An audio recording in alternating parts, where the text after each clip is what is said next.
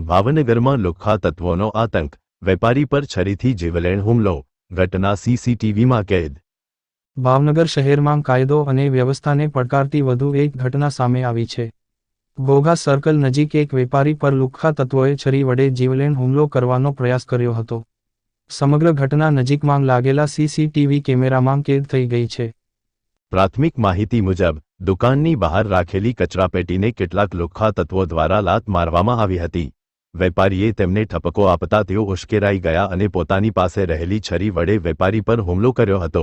હુમલામાં વેપારીને ગંભીર ઈજાઓ પહોંચી હતી। સ્થાનિક લોકોની મદદથી ઈજાગ્રસ્ત વેપારીને તાત્કાલિક સારવાર માટે સરકારી હોસ્પિટલમાં ખસેડવામાં આવ્યો હતો, જ્યાં તેમની સારવાર ચાલી રહી છે। ઘટનાની જાણ થતાં પોલીસ તાત્કાલિક સ્થળ પર પહોંચી હતી અને સીસીટીવી ફૂટેજના આધારે હુમલાખોરોની ઓળખ કરી તેમને ઝડપી પાડવા માટે તપાસ શરૂ કરી છે। આ ઘટનાને લઈને વેપારીઓ અને સ્થાનિકોમાં ભયનો માહોલ જોવા મળી રહ્યો છે।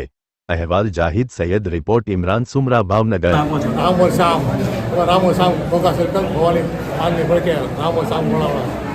શું બનાવ બન્યો અત્યારે?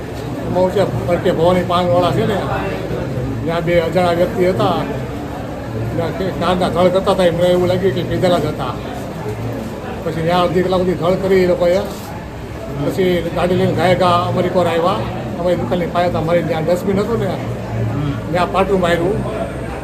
પછી પાટું માર્યું ને પછી મારા છોકરાએ કીધું કે ભાઈબંધ આવી રીતે ન કરાય એમ, તો એ પાટું મારીને તરત છરી કાઢીને મારા છોકરાને બાંધી દીધી।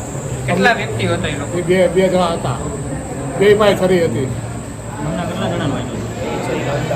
બે છોકરાને વાગ્યું છે અને મને બધી અહીંયા વાગ્યું છે।